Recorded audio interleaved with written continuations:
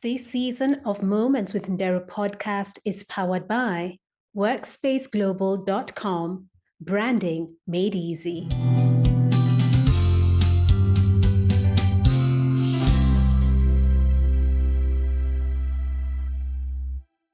Hey, welcome to season 7 of Moments with Ndero podcast, a space where you will be inspired, encouraged, and uplifted. Ladies and gentlemen, I cannot believe that this is episode 135. How we got here, I don't know, but I truly appreciate you for listening or watching on YouTube. Today's guest was born in Nigeria, raised in America, and now a London resident. She exemplifies resilience and success in real estate. She is a trailblazer in her field with over 400 million pounds in residential property transactions globally. Driven by passion for people and property, she founded Onyx Property Team, a London-based property consultancy known for exceptional service and attention to detail. She is passionate about empowering women and fostering new beginnings. Welcome onto the show, Ugo. Thank you so much. Fantastic. So who is Ugo and what does Ugo mean? Well, let me start with what Ugo means. Ugo is literally eagle in the Igbo language. So it's one of the Nigerian cultural groups of Nigeria, and it literally means eagle. My full name is Ugada, and Ada means your first daughter. So anybody in Igbo land with, a girl named Ada, is the firstborn daughter. So it's quite special, and it's nice to have a name that has real meaning. So yeah. Awesome. So who is Ugo and how was she as a young girl? That's a good question. So I was blessed to, as you said, be born in Nigeria, left with my family to America. So I grew up in New Jersey with 3 brothers and my mom and dad. And, it was a very, I'd say, typical immigrant upbringing, in that while education was absolutely the primary focus, we socialized and our culture was very ingrained. So we partied with Nigerians, we ate Nigerian food.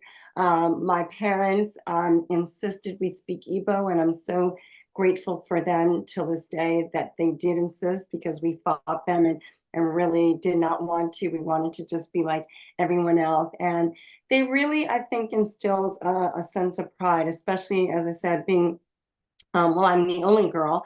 And so my mother was a very fierce, strong woman, led our family, was so proud of everything, our culture standing out. Whereas you want to just kind of fit in and Americanize yourself, she was fiercely proud of our heritage and made sure she instilled in us. So I think that was a great foundation for me in life and as I grew up, but always with that sense of, importance in education, doing a good job. Yes, you can run track. Yes, you can do these other things, but you definitely had to still pursue good grades, achieve good grades while you were, if you wanted to do other things, education was the most important thing. Thank you for sharing that. It's always nice hearing people's childhood memories and how they remember those moments. It's very key. And one thing that stands out for me is the fact that you've been able to transition through these different spaces, Nigeria, America, London, which truly exemplifies your key attribute, which is resilience. So at what point did you recognize that you were resilient? Did you face a challenge? And if you are able to share that challenge, do share. But resilience is something that I truly hear from your story. Yeah, thank you for that. And I think just your opening question and bring back some of those memories and give me a chance to talk about my mother. I think a couple of themes run through. As I said, she was an incredibly fierce, strong person, but she was very resilient. She wore her heart on her sleeve. She was an advocate for so many people. Our house was truly an open door. So I think in the community of Somerset, New Jersey, we started off as one of the first Black families, but today there is truly a thriving Nigerian Igbo culture in Somerset, New Jersey. And I think it's because of my parents, and they were truly the elder statesmen. Unfortunately, I lost my mom last year, so it gave a lot of people a chance to, I think, come back and honor her and to say how amazing she was, how much she helped them. And it brought back memories for me of how our house was always this place where people could come, feel safe, have a meal, enjoy a good laugh. And, you know, we became very emotionally attached to people because people would come and go constantly. But that sense of resilience, she built a life from, marrying quite young, not having basically a high school education when she married my father, to having us as children, I think four of us by the age of 25, and then getting her high school diploma, getting a degree, getting her accountancy degree, with my father starting the first Black-owned pharmacy in Somerset, New Jersey. And through that all, raising a family and showing what it was like to struggle and build and grind. And so that example is so real for me, and, and to do it with the heart of service and caring about other people. And some of the people came back and said, no, when I was divorcing your mother came with me. And so I was like, no, we're going for this fight. And she went with people, she was present with them.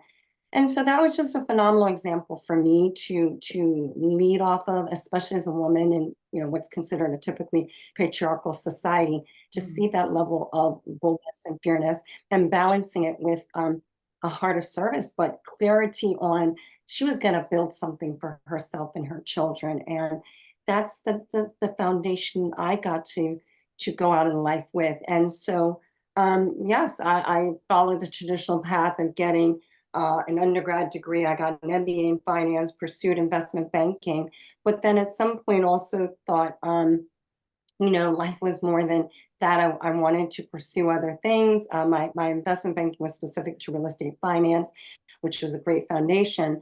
But then I started doing some flip projects, some renovation projects, getting really excited about that. She also was in real estate, so was investing some of the money she had made through her, her business career.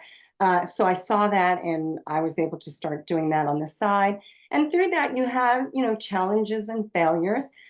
I've also had multiple health issues. I survived cancer through COVID. And, if that's not a moment of resilience and standing through, I don't know what is. But all of those things, I think, probably even earlier childhood health issues prepared me for that. And I think, people in the face of trauma and what they're dealing with don't recognize that. I truly believe that God is forging something in you, and I think that strength is what carries me today. Honestly, if I hadn't gone through things and know that you can come on the other side of it, I'm not sure that what I have faced, I would have been able to kind of get through it as well as I have. First of all, I want to appreciate you for sharing that you overcame cancer during the pandemic. First of all, round of applause. And I'm so sorry that you also lost your mom last year. I'm sure it wasn't easy. But thank you. Thank you for your vulnerability. And sincerely, the pandemic threw all of us, when I look back to the pandemic, I'm just like, may I never go through that again. But it's something that I'm grateful for in hindsight, because it built resilience in me. It made me recognize that I'm strong and I can face whatever comes my way. So with all these life experiences, how do you tie all these experiences into your business, ensuring that you're leading with heart? Yeah, I think the key is in setting up Onyx. So, with my journey, I got the opportunity to move to London, work for an architect for a couple of years, and then saw a real opportunity to work for myself as a property agent, working with international buyers, predominantly in the UK market in London. It's a very international, cosmopolitan city, global city. And one of the opportunities I saw was really to work with buyers. So that is not the norm here. Normally in the UK, if you're buying property, you have to kind of navigate it yourself, register with the estate agents that work for the seller, and you don't really have somebody guiding you. And I saw an opportunity because in the States, I had bought and sold property. I had worked with buying agents in America. So that was the norm there. And I'd worked with some very good ones. And one of the things I recognized was how important that role was to help somebody. I mean, if you think about it, people are buying the most expensive asset of their life. And here in the UK, nobody's holding their hand and being that fiduciary who looks after them. And so I saw that opportunity, but also recognizing that it is an honor to serve people. It's really an honor to have somebody choose you to be their agent, to help them buy, in many cases, multi-million-pound properties, or sometimes it's a first-time buyer. It doesn't matter the budget. It's the fact that somebody is trusting you. So I think it starts with number one. It should be treated as a deep trust, right? This, you're not selling, a tube of makeup or something like that. You're really standing with somebody at often a critical moment. Uh, I- I've had clients who are divorcees, and that can be very emotional, and what that journey looks like to help them find their next home, right? And the patience you need to extend to them, and the grace and empathy. So I think it starts from recognizing how you see your role, right? I've heard it said, two bricklayers, you ask them, one says, you ask them, what is your job? He's like, well, I lay bricks every day. I got to put this mortar on and I lay it. And then you ask the other person, he says, I'm building a cathedral, right? Like he sees the bigger thing in what he's doing, right? And yes, both of them are actually laying bricks, but one sees the bigger meaning. And so I think it has started always from trying to see the bigger meaning in the work that we do and how we can help somebody. I'm not saving lives, it's not rocket science, but in anything you do, you can see the bigger meaning and how you can impact somebody's life. And I think that's now come back when we having testimonials and people saying, I couldn't have done this without you. You've really helped our dreams come through and come true. And that really then feeds me to try to do more. And what I'm hearing is purpose, because purpose is something that allows us to serve others. And it also ensures that we see the bigger picture in whatever that we are doing. It's not only about us, but it's about the people that we are connected to. So have you found your purpose? It sounds like you have. And just touch up a little bit upon purpose and ensuring that we are living and breathing purpose in everything that we do. Yeah, I appreciate how you frame that. I think, yeah, it is about purpose. I, number one, wake up every day and thank God, I'm blessed to do work that I love, right? So that's number one. I wake up excited for the work. Yes, it's grueling. Yes, it's stressful. Yes, there's so many aspects of it. Being a business owner, having clients, having a team. So, but that sense of purpose in terms of what we are doing. I mean, I feel so passionate about it that I created the Buyer Agency Academy, which is an online course to help other agents how to be buying agents, particularly here in the UK, because we need more buying agents. We need more people looking with that heart of service to help buyers. Because when you think about it again, buyers should get information and support to make a big critical decision, right? And invest money and spending often, as I said, the buying the biggest asset of their lives. So I think that sense of purpose is very much there for me. And I then believe that I saw the bigger opportunity to try to help more agents because I recognize that more buyers need the support and I'm not able to do it myself. So yes, I think people often struggle with, they say their big whys, their purpose, what have you, but maybe it starts with, what brings you joy? What do you do well? I listen to a lot of podcasts. I think that is so important to feed your soul with good information. It's how I start my days, with prayer, meditation, and stretches and all these things. And then listening to something positive. And one of the, I think, themes is success leaves clues, right? And it's not often talking about material success, but it's your definition of success.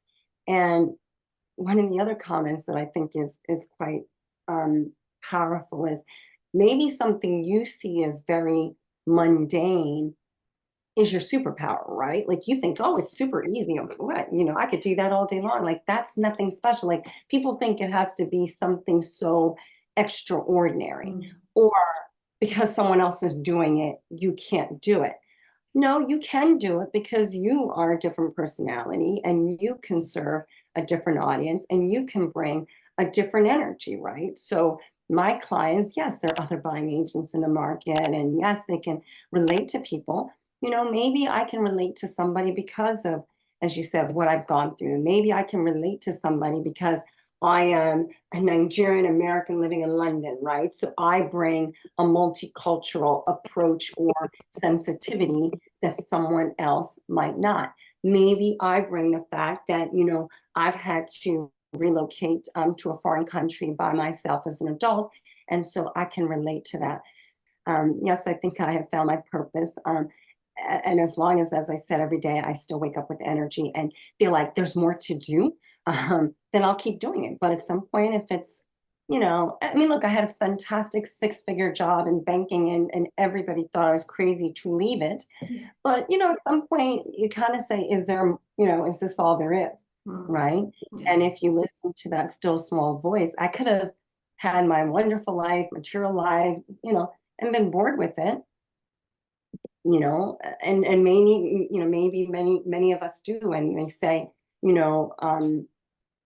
kind of comfort is the kryptonite of success, a real achievement, because you get too comfortable with it. So yeah, at some point, I guess I had to shake it up and say, yeah, let me try something different, right? And even if I fail, at least I tried. I mean, really, that was my thing when I moved to London. I didn't know anybody. The opportunity was exciting, but I was scared to death. I was a banker. You're taught all these, worst case scenarios. But I remember saying to myself, you'll be proud of yourself for trying. And then it has led to so many other things now. And even if it's struggling and, every day is not, you're not achieving still the level of success you want, I can honestly look back and say, I've had a very rich life, good and bad, and I get to do some incredible things. And the people, I say we collect people along the way, and the people you get to collect along the way is the jewel of life. And I've been very blessed. Yeah. Oh, that's awesome to hear. And I like what you said, that you'd rather be proud of trying. So if your younger self is seated across you right now, what would you tell her? I think I often look back and say some of the things I've learned about, in being an entrepreneur, building my own business, you could definitely, I wish more people told us in the corporate world, right? Especially as women, especially as people of color. It's like, stretch yourself, right? People that you think, just because you think they don't like you or you're not comfortable with them, make them comfortable with you, or give them an opportunity to get to know you. So I think when working for myself, one of the things, you don't have the luxury to not be out there marketing, right? Like you can, oh, it's nice. Why doesn't my phone ring? Well, no, you have to get out and market, tell your story, put yourself out there if you want business. Otherwise, as we say in our world, you're going to be a secret agent, right? You could be the best agent in the world. If nobody knows about you, you're not going to make money, right? So you have to be out there. Luckily, I enjoy networking. I enjoy meeting people. I enjoy connecting. I do quite a bit on social media. I have a great YouTube channel, but you have to put yourself out there. And I think that is a lesson for all of us, regardless of where we are, whether in corporate or traditional employed roles, is meet other people, get to know other people, because those people can actually help you in your career, right? Yeah. Somebody advocating for you, somebody who's a little further along, somebody who actually sees you taking interest in them. It's surprising the amount of people who are never asked, right? And so if you go out, and I wish I had known that more earlier, but just the ability to I think just get out of your own way and reach out to other people. And if you want something, chunk it down. Like, really, what's the next small step you can take? And every day I try to put out an inspirational quote, and I love that way as well. It's like, what is the next small step? You don't have to have everything figured out, but we always know that tomorrow I could wake up and pick up the phone and call somebody that I really should call. I don't really want to call, but I should go do that, right? Yeah. Or I should listen to YouTube has everything now to learn everything. Like, commit every day to listening to a YouTube or a podcast or something. That'll be moving you in the direction of where you want to go. But don't sit back and say, oh, it's too hard. It's this. I don't know the people. I don't know this. Have you really tried? Because I think the next small step will then reveal the next small step and the next one. Thank you for that. The next small step will reveal the next small step, because sometimes we get caught up in our little worlds and we're looking at this big picture and we're just like, I can't achieve that. But as you've said, what's the next small step? And it's okay to try. And as you try and you fail, it's okay to fail as well. So what's your relationship with failure? That has evolved so much. And I think, again, that is being now on the entrepreneur business side versus, say, the traditional corporate side, is we're taught, again, whether it's, your immigrant parents or traditional education says, just get good grades and the next thing and the next thing and the next thing, right? And if you work hard, you're going to achieve success. And yes, some of that is true. I think what is so clear to me now is that concept of failure, and that the journey is riddled with failure, right? And the concept of failing forward and making mistakes. How can you not? And when you now, again, not easy in the moment. I'm not saying I have, spent too much time wallowing that I shouldn't, but let's just kind of break it apart. It's like, when you do look back, you learn so much more off of the failures, of the mistakes you've made, right? I've had clients challenge me, give me feedback. It's not feedback I want to hear, but then I stop and think about it. It's like, okay, yeah, maybe we dropped the ball, but now how do we improve the process so that the next person is going to have a better experience, right? Or that we have a checklist and we make sure we're utilizing it. Or, okay, we've changed platforms and now we're recognizing something is different. Did we go back and fix it so that the next time we know? So absolutely. And that was one of the first things I think I learned in becoming more of an entrepreneur is, and I remember working with a business coach and I was saying, oh, I had lost a deal, and I was moaning about it, and he said, you know what? You just don't have enough business. Your problem is you just don't have enough business because you are so caught up in this one client you lost. If you have more clients, you kind of say, okay, that's the nature of it. You're not going to win them all, right? And so that concept is also you're not going to win them all. You're going to fail, you're going to make mistakes, but you're going to keep moving forward. And if resiliency, honestly, I think is the characteristic that all of us need more of, whether it's, people say resilience or grit, I really do think it's the number one. And that means then inherently that it's going to be through failure, challenges, and everything else, and showing up. Because you're just not going to, no one doesn't have challenges, right? You just have to recognize that, and to perceive people, and social media will distort everybody's highlight reel and make it look like everybody's got these perfect lives. If you don't get really clear, and again, listening to podcasts and stories will tell you some of the people that we most admire, what they have gone through is astounding, right? But it's making that decision. And honestly, I think that's the thing now that I'm so trying to embed is, are you committed, or do you just want it? Like, commitment is different. Commitment feels like no matter what. And I think if you're showing up with a commitment versus I would like, it means accepting along the way there's going to be so much failure, so much disappointment, so much challenges. But the person who wins is the person who stays in the race, I think. I agree as well. The person who wins is the one who stays in the race, who stays in the ring and gets all the punches, but keeps on throwing the next punch. And it's all about moving forward. And to the individual out there who's going through failure, don't be hard on yourself. It's part of this cycle called life. But the question is, are you committed? As Ugo has said, are you committed to the process? Are you committed to see your business grow? Are you committed to see yourself grow? So with that said, we're going to switch gears and we're going to play a game called This or That. Okay. Okay, so the first one is rain or snow? Rain. Okay. Ice or fire?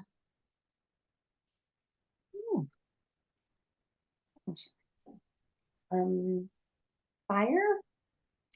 Okay. Lunch or dinner? Dinner. Black or white?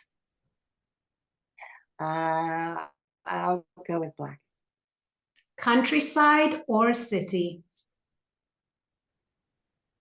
City. I'm a city girl. Summer or winter? Summer. Love the heat. Need the heat.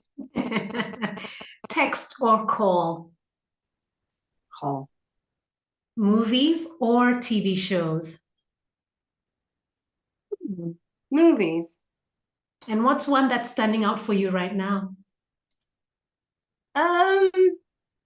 Well, funny enough, I watched the 1980s Breakfast Club recently, just I think last weekend.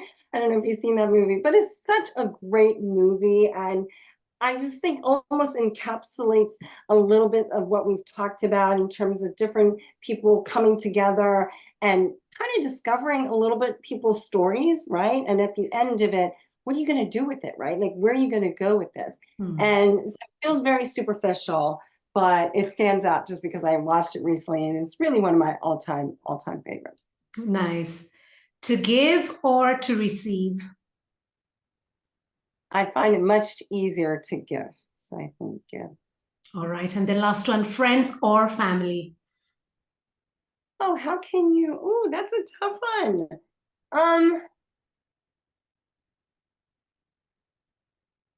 That is so unfair because you don't get to choose your family, but then in life, but that is the most important thing. But then the friends are truly the ones that I think in ways will hold you up over long term. So gosh, maybe I'll go with family. Yeah, family is okay because some friends become family. Exactly. Okay. If in that context, I can shift a friend to be a family member. And yeah, I think that's actually what my mom embodied was we have so many aunties and uncles in quotation quotes, that were really, yeah. So I think that's good. Yeah. Awesome.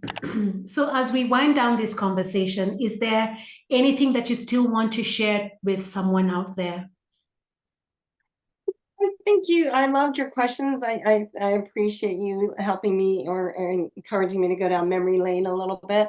I think we've said it. I think, if you're listening to podcasts like this and hearing these stories, really just try to, get outside of your own head, recognize the thoughts that are not serving you at all. And I think that is such an important thing. The more we can understand the concept of meditating, just recognizing our thoughts are not us, and yet if we're constantly wallowing in a spiraling negative, we're manifesting more of that. And it sounds so silly and trite, but there's medical evidence to show it. There's so many things to show it, but truly every day try to put something really positive into your spirit. I think it will help you as we continue to journey through life. I like that. Ugo, I want to appreciate you. Thank you so much for being on the show. Thank you so much. Thank you for the work you're doing, and thanks for the opportunity to speak with you. You're welcome. So, dear listeners, I hope you've picked something from this conversation. For me, keep trying. And what's the next small step? Don't look at the bigger picture and panic. Just ask yourself, what's the next small step? So until the next episode, continue being brave.